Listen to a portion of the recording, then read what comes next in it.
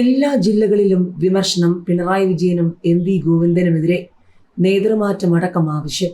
തുറന്നു പറയാനുള്ള അവസരം നൽകി തിരുത്തലിന് തയ്യാറാകുന്ന CPM-ൽ നേതൃത്വം നേരിടുന്നത് കടുത്ത വിചാരണ.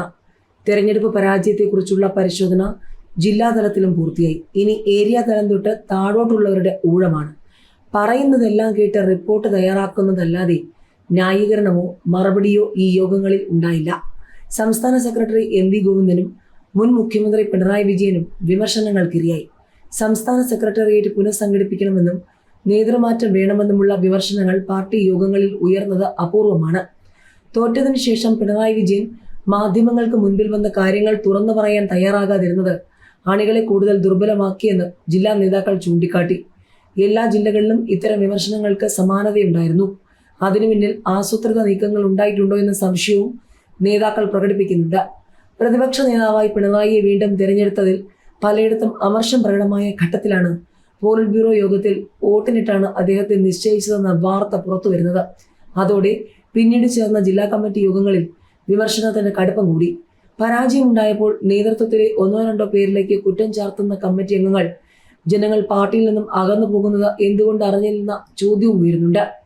ജില്ലാ കമ്മിറ്റി യോഗങ്ങളിൽ സംസ്ഥാന സെക്രട്ടേറിയറ്റ് അംഗങ്ങൾ മുഴുനീളെ പങ്കെടുക്കുന്നുണ്ട്. എല്ലാ വിമർശനങ്ങളും ഇവർ ക്രോഡീകരിക്കും. ഏരിയ കമ്മിറ്റി യോഗത്തിൽ അവരവരുടെ ജില്ലകളിൽ നിന്ന് മാറിയാണ് സംസ്ഥാന കമ്മിറ്റി അംഗങ്ങൾക്ക് ചുമതല നൽകിയിട്ടുള്ളത്. ബ്രാഞ്ച് തല യോഗത്തിന് ശേഷം അനുഭാവി യോഗങ്ങൾ കൂടി വിളിച്ചു ചേർക്കും. ജൂൺ 6-7 തീയതികളിൽ സംസ്ഥാന കമ്മിറ്റി നിശ്ചയിച്ചിട്ടുണ്ട്. ചർച്ചയുടെ അടിസ്ഥാനത്തിലുള്ള റിപ്പോർട്ട് സംസ്ഥാന സമിതിയിൽ വെക്കും. ഇതിന്റെ അടിസ്ഥാനത്തിലാണ് തിരഞ്ഞെടുപ്പിന്റെ ഫലം സംബന്ധിച്ച് പാർട്ടിയുടെ പരിശോധനാ റിപ്പോർട്ട് CPM അംഗീകരിക്കുക. വിമർശനങ്ങൾ ഇങ്ങനെ നീളുകയാണ്. സർക്കാരിനെയും പാർട്ടിയെ നിയന്ത്രണത്തിലാക്കി പിണറായി വിജയൻ പ്രവർത്തിച്ചു. ഭാര്യയെ സ്ഥാനാർത്ഥിയാക്കി ജയിപ്പിച്ചെടുക്കാനുള്ള തത്രപ്പാടിലേക്ക് എം.വി. ഗോവിന്ദൻ മാറി. പാർട്ടി ദുർബലമാകുന്നത് തിരിച്ചറിയാനാകാത്ത വിധം സംസ്ഥാന സെക്രട്ടേറിയറ്റ് മരവിച്ചു. സാധാരണക്കാരുമായി ബന്ധമില്ലാത്ത വിധം നേതാക്കൾ അകന്നു.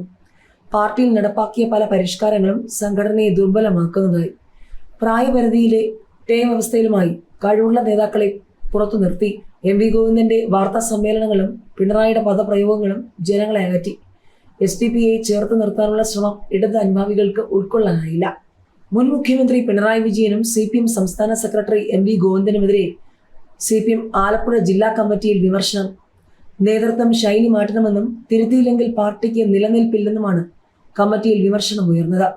പിണറായിക്കെതിരായ ജനവികാരം പാർട്ടിക്ക് തിരിച്ചറിയാൻ കഴിഞ്ഞില്ലെന്നും കമ്മിറ്റിയിൽ വിമർശനമുയർന്നു. പിണറായിയെ പ്രതിരോധിച്ചും ഒരു വിഭാഗം നേതാക്കൾ രംഗത്തെത്തി. എല്ലാ കുറ്റവും പിണറായിക്ക് മേൽ ചുമത്തേണ്ടതില്ലെന്നായിരുന്നു പിന്തുണയ്ക്കുന്നവരുടെ വാദം. ക്രിക്കറ്റ് കളിയിൽ തോറ്റാൽ ക്യാപ്റ്റന് മാത്രമല്ല കുറ്റം, പാർട്ടിയും മുന്നണിയുമാണ് തെരഞ്ഞെടുപ്പിനെ നേരിട്ടത്. പിണറായിയെ മാത്രം എങ്ങനെ കുറ്റക്കാരനാക്കുമെന്നും ഒരു വിഭാഗം വാദിച്ചു. ആലപ്പുഴ ജില്ലാ നേതൃത്വത്തിനെതിരെയും കമ്മിറ്റിയിൽ വിമർശനമുയർന്നു. ജില്ലാ നേതൃത്വം പരാജയമായിരുന്നു. സംഘടനാ സംവിധാനം താഴെത്തട്ടിൽ ദുർബലമായിരുന്നുവെന്നും ബ്രാഞ്ചുകളുടെ യോഗം പോലും കൃത്യമായി നടക്കുന്നില്ലെന്നും വിമർശനമുയർന്നു.